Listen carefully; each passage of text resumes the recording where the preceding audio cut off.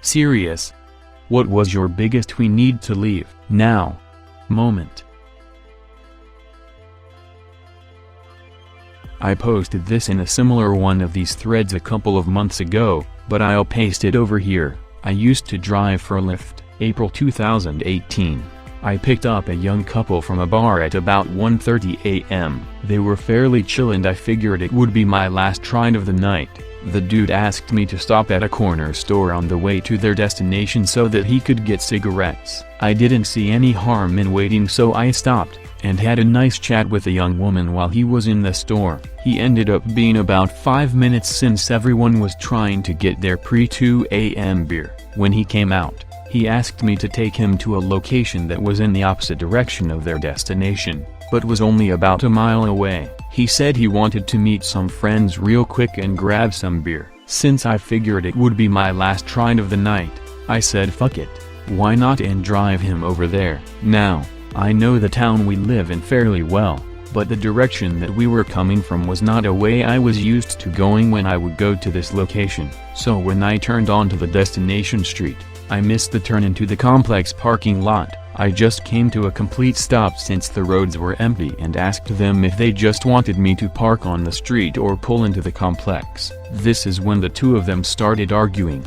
as he suddenly wanted to go in and hang out for a few minutes while she didn't want to go in at all. She just wanted him to do his thing and get out of there so they could go home.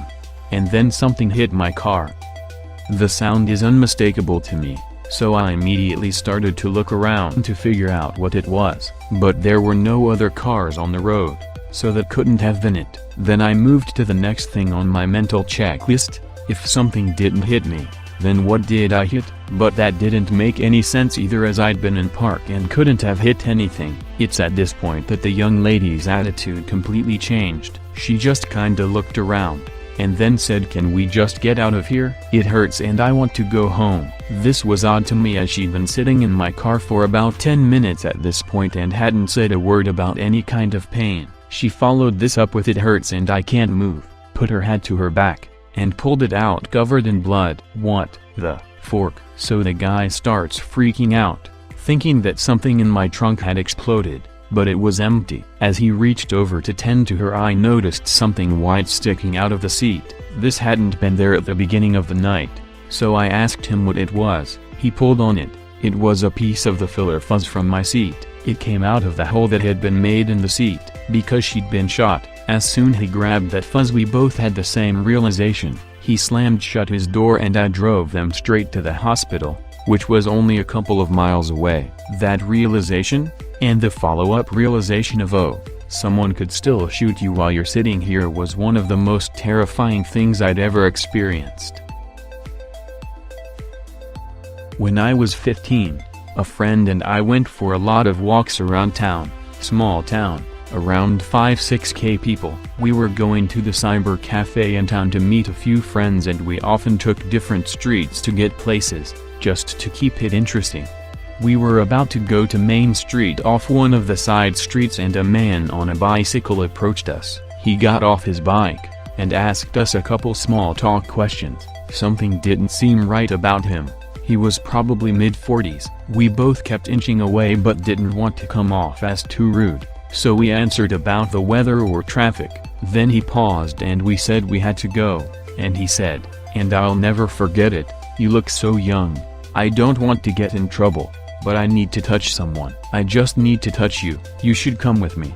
And he started rambling. I just felt terror, couldn't even speak. I grabbed my friend's hand and turned. We sprinted the rest of the way to the cafe, and as soon as we were inside we asked to use the phone. I called my mom to pick us up while my friend told the worker what happened and what the guy looked like. A month later I got my first cell phone. About 2 months ago I'd stayed up past my usual bedtime, and as soon as I got in bed I smelled something odd and was hearing some inconsistent banging and clattering from downstairs. I don't live in a great neighborhood, so none of this was unusual, but I got out of bed to check anyway and saw flames licking up the side of the building. Yelled at my wife to get out of bed and threw on some clothes, and we hightailed it out. Our building has a shared wall with the next, and that one had an apartment on the ground floor fully engulfed by the time we made it outside. ended up condemning the whole building. I was the first one to call 911, have been jerking myself awake in the night pretty consistently since then.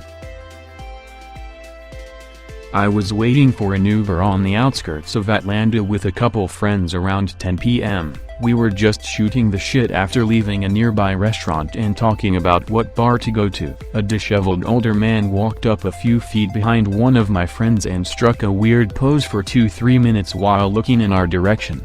And there was no one else around. Then he walked off without saying a word. He came back a few minutes later and sat down on the sidewalk about 5 feet away from us. At this point I'm just wondering if he wants something from us, because there was absolutely no other reason to plop down that close to us on an empty sidewalk. Then a small sedan pulls in a nearby parking lot, parking behind some bushes in the spot closest to us and consequently furthest from any of the shops in that lot.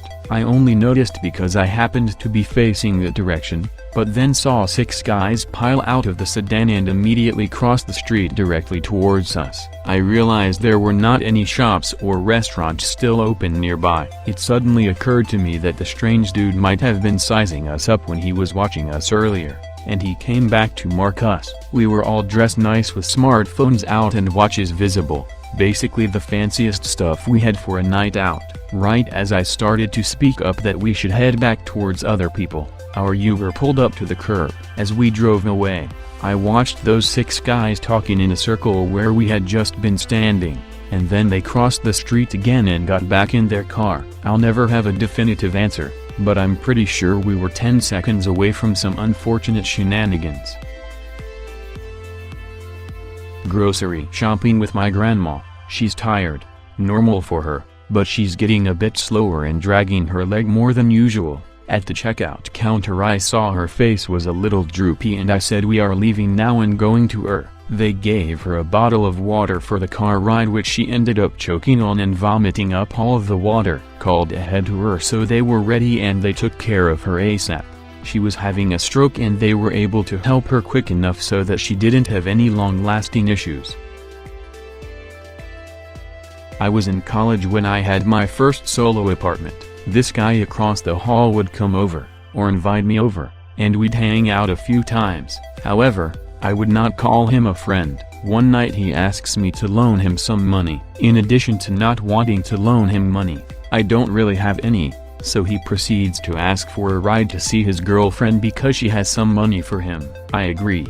We arrive at her apartment and a small party is going on. When we walked into the party everyone immediately shuts up and stares at us. He runs off to find his girlfriend, who I find out is his ex-girlfriend. It is awkward because I'm kind of this guy's friend by association, and I'm getting lots of angry stares. He gets into an argument with her and we are basically thrown out of this place. He then asks if I can take him to another part of town. He owes another guy some money and needs to go talk to him. We proceed to an unfamiliar part of town, and he instructs me to park in a fairly isolated spot. He explains that he doesn't want the other guy to see my car ... because he might take it. He owes this guy money for gambling or drugs or something else bad, and he is way behind on his payments. I left him and spent the rest of my time in that apartment avoiding him.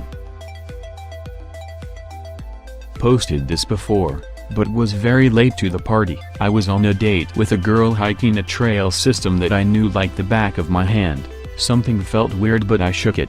We went in around sunset.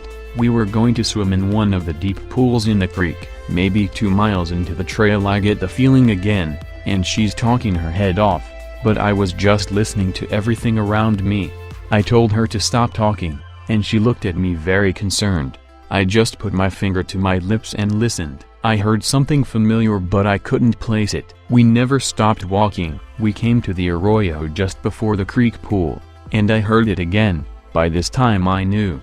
I told her we were going to walk to the clearing where the arroyo was at and turn around. She told me she heard something weird. As we came to the clearing we stood there like statues, dead silent. Her nails cut my arm from gripping it so hard. Then around 15 feet from us, the biggest mountain lion I've ever seen crossed the clearing with 2 of its young. She looked at us, and as our eyes met, my soul left my body. and I felt her grip tighten around my arm even tighter. She stopped and so did her babies. I'm guessing she sized us up ... and then just kept going. The babies kept turning around looking at us, but ultimately they just slowly crossed the top of the hill, and that was that. We turned around and told everyone we saw on the way and that there was 3 mountain lions on the trail. They all turned around and left. That was the first time I was ever scared out in nature. I didn't have a handgun on me. I had been there 100 times. She told me the sound she heard was a deep purring, and that was what I kept hearing also. I just hadn't put it together. Remember fast, face, smile and see if one side of the face droops. Arms, raise both arms. Does one arm drop down? Speech, say a short phrase and check for slurred or strange speech. Time, if the answer to any of these is yes, call 911 right away and write down the time when symptoms started. Thank you for watching. Subscribe for more.